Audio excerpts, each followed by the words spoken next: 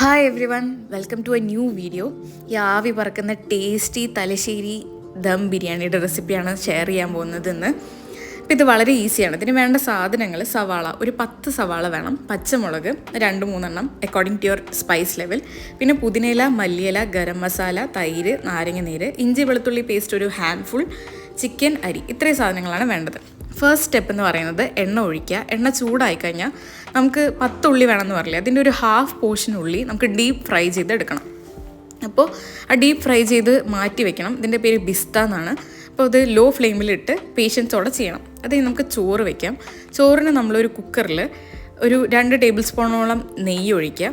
അതിലേക്ക് നമ്മുടെ കയ്യിലുള്ള ചെറിയ ചെറിയ സ്പൈസസ് ലൈക്ക് കറുവപ്പട്ട, ഗ്രാമ്പു, ജാതിപത്രി, ഒരു വലിയ ഇല, ഇത്രയും സാധനങ്ങൾ, ഏലക്കായ, ഇതെല്ലാം ഇട്ട് ഒന്ന് സോട്ട് ചെയ്യുക. പിന്നെ ഉള്ളി, ഒരു കുറച്ച് ഉള്ളി, ഇത്രയും മതി ഉള്ളി ഇടുക. പിന്നെ ഒരു ടേബിൾ സ്പൂണോളം ജിഞ്ചർ ഗാർലിക് പേസ്റ്റ് ഒരു ഹാൻഡ്ഫുൾ വേണമെന്ന് ഞാൻ പറഞ്ഞായിരുന്നു. നമുക്ക് ചിക്കനിലേക്കും വേണം. അപ്പോൾ ഇതിലേക്ക് ഒരു സ്പൂൺ ഇടുക. അത് സോട്ട് ചെയ്യുക, ഈ നെയ്യിലൊന്ന് സോട്ട് ചെയ്യുക, ഒരു നല്ല സ്മെല്ല് വരും. അത് കഴിഞ്ഞിട്ട് വെള്ളം ഒഴിക്കുകയാണ് വേണ്ടത്. നമുക്ക് 1.5 ഗ്ലാസ് അരി എടുക്കുകയാണെങ്കിൽ ഡബിൾ എമൗണ്ട് ഓഫ് വെള്ളം വേണം, 3 ഗ്ലാസ്. അപ്പോൾ നിങ്ങൾ 2 ഗ്ലാസ് അരി എടുക്കുകയാണെങ്കിൽ 4 ഗ്ലാസ്. അപ്പം 3 ഗ്ലാസ് വെള്ളം ഒഴിച്ചിട്ട് നമുക്കിത് തിളയ്ക്കാൻ വയ്ക്കാം. വെള്ളം തിളയ്ക്കുന്ന ഗ്യാപ്പിൽ നമുക്ക് അരി കഴുകിയെടുക്കാം.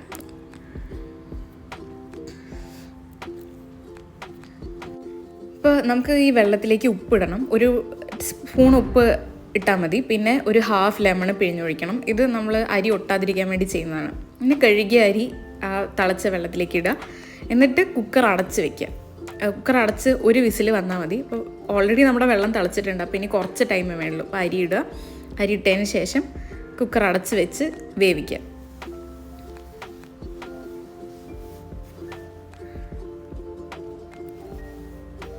അരിയായി. ഇനി അതിൻ്റെ പ്രഷർ പോകുന്ന സമയത്ത് നമുക്ക് ചിക്കൻ റെഡിയാക്കാം.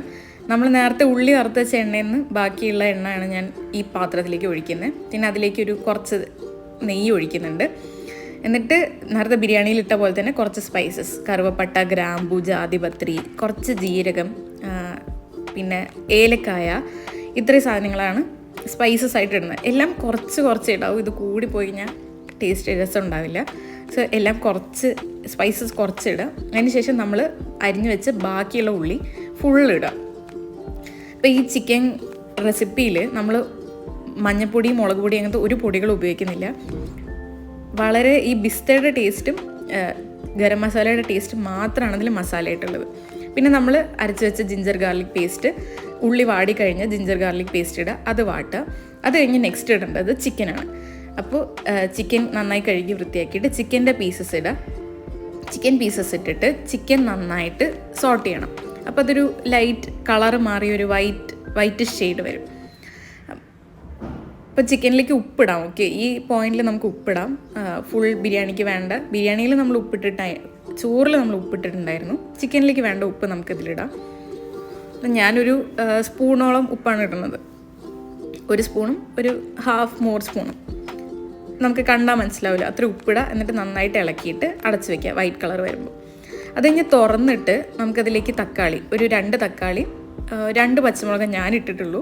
നല്ല സ്പൈസി ആവശ്യമുള്ളവർക്ക് കൂടുതൽ പച്ചമുളക് ഇടാം. ഓക്കെ, ഞാൻ സ്പൈസി ഫുഡ് കഴിക്കാറില്ല, വീട്ടുകാരെയും കഴിപ്പിക്കാറില്ല. അപ്പോൾ 2 പച്ചമുളകേ ഇട്ടിട്ടുള്ളൂ. പിന്നെ തക്കാളി ഇടുക. തക്കാളി ഇട്ടിട്ട് വീണ്ടും അടച്ച് വയ്ക്കുക. എന്നിട്ട് തുറന്നതിന് ശേഷം ഇതിലേക്ക് തൈര്, ലെമൺ ജ്യൂസ് ഒരു ഹാഫ് ലെമൺ ഒഴിക്കുക. പിന്നെ മല്ലിയില, പുതിനയില, ഇതൊരു ഹാൻഡ്ഫുൾ, രണ്ടും ഒരു ഹാൻഡ്ഫുൾ ഇടുക. എന്നിട്ട് നന്നായിട്ട് ഇളക്കി യോജിപ്പിക്കുക.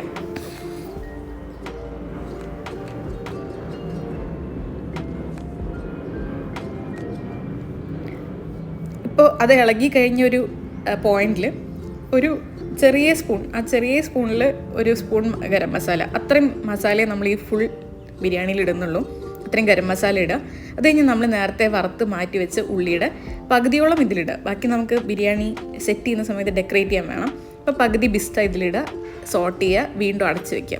വെള്ളം ഒട്ടും ഒഴിക്കേണ്ട ആവശ്യമില്ല, ചിക്കൻ തന്നെ വെള്ളം വരും. ഇൻ കേസ് നിങ്ങളുടെ ചിക്കനിന് വെള്ളം വരുന്നില്ലെങ്കിൽ വെള്ളം ഒഴിക്കുക. ഓക്കെ, അപ്പോൾ ചോറിൻ്റെ പ്രഷറെല്ലാം പോയി. ചോറ് തുറന്നു കഴിഞ്ഞാൽ ചോറിങ്ങനെ വെന്തിരിക്കും. നമ്മൾ വേറെ പൊടികളൊന്നും ഇടാത്തതുകൊണ്ട് വൈറ്റ് കളറാണ്. അപ്പോൾ ഈ ടൈമും കൊണ്ട് ചിക്കൻ റെഡി ആയിട്ടുണ്ട്. ചിക്കൻ കംപ്ലീറ്റ്ലി സോർട്ടഡ്, നല്ല കളറായിട്ടുണ്ട്. നമുക്കിത് സെറ്റ് ചെയ്യാം.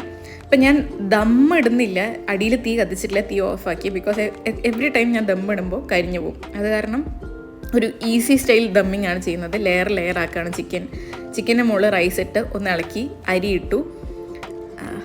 ഉള്ളി ഇട്ടു, ഇളക്കി, അങ്ങനെ മിക്സ് ചെയ്തിട്ടുള്ള ഒരു കൈൻഡ് ഓഫ് ലെയറിങ് ആണ് ഈ കാണുന്നത്. ഇങ്ങനെയല്ല പ്രോപ്പർലി ലെയർ ചെയ്യേണ്ടത്, പക്ഷെ നമ്മുടെ ഇഷ്ടത്തിനനുസരിച്ച് നമുക്ക് മാറ്റാമല്ലോ. അപ്പോൾ ഞാൻ അത്രയും അടിപൊളി കുക്കല്ല, എനിക്ക് എല്ലാ പ്രൊസീജിയറൊന്നും ഫോളോ ചെയ്യാൻ പറ്റിയെന്ന് വരില്ല. ഐ തോട്ട് എന്തായാലും നമ്മൾ മിക്സ് ചെയ്തിട്ടാണ് കഴിക്കുന്നത്, അതുപോലെ ഇത് മിക്സ് ചെയ്യാമല്ലോ എന്ന് വിചാരിച്ചു. അപ്പോൾ ഇത് ഭയങ്കര ഈസി ആയിട്ടുള്ളൊരു റെസിപ്പിയാണ്. ലാസ്റ്റ് സ്റ്റെപ്പാണിത്, വെറുതെ മിക്സിങ് മാത്രം ചെയ്താൽ മതി. കഴിക്കാൻ നല്ല അടിപൊളി ടേസ്റ്റും ഉണ്ടായിരുന്നു. ഞാൻ ഒരുപാട് ബിരിയാണി ഒന്നും ഉണ്ടാക്കുന്ന ആളല്ല, എനിക്ക് വരെ അത് ഈസി ആയിട്ട് ഉണ്ടാക്കാൻ പറ്റി. അപ്പോൾ എന്നെപ്പോലെ ന്യൂ കുക്ക് അല്ലെങ്കിൽ കിച്ചണിൽ അത്രയും പരിചയമില്ലാത്തവർക്കൊക്കെ എളുപ്പത്തിൽ ഉണ്ടാക്കാൻ പറ്റുന്ന റെസിപ്പിയാണ്. പിന്നെ ഇഫ് യു ലൈക്ക് സ്പൈസ്, കൂടുതൽ പച്ചമുളക് ഇടണം. ഇഫ് യു ലൈക്ക് മസാല, നിങ്ങൾക്ക് മല്ലിപ്പൊടിയോ അങ്ങനെ എന്തെങ്കിലും ചിക്കനിലിടാം. പക്ഷെ തലശ്ശേരി ദം ബിരിയാണിയിൽ ശരിക്കും അതൊന്നും ഇല്ല. ഒതൻറ്റിക് തലശ്ശേരി ദം ബിരിയാണിയിൽ പച്ചമുളകും ഈ ചെറിയ ഗരം മസാല മാത്രമേ യൂസ് ചെയ്യുള്ളൂ. അപ്പോൾ ഫൈനൽ സെറ്റ് ചെയ്ത് ഇത്രയും ബ്യൂട്ടിഫുള്ളായി കിട്ടിയിട്ടുണ്ട്. ദമ്മിടണം എന്ന ആഗ്രഹമുള്ളവരാണെങ്കിൽ അടിയിൽ തീ കത്തിച്ച് മുകളിൽ അടപ്പ് ലോക്ക് ചെയ്ത് വെക്കുകയാണ് ചെയ്യേണ്ടത്. So that is the recipe. If you like my video, do subscribe to my channel. Bye bye.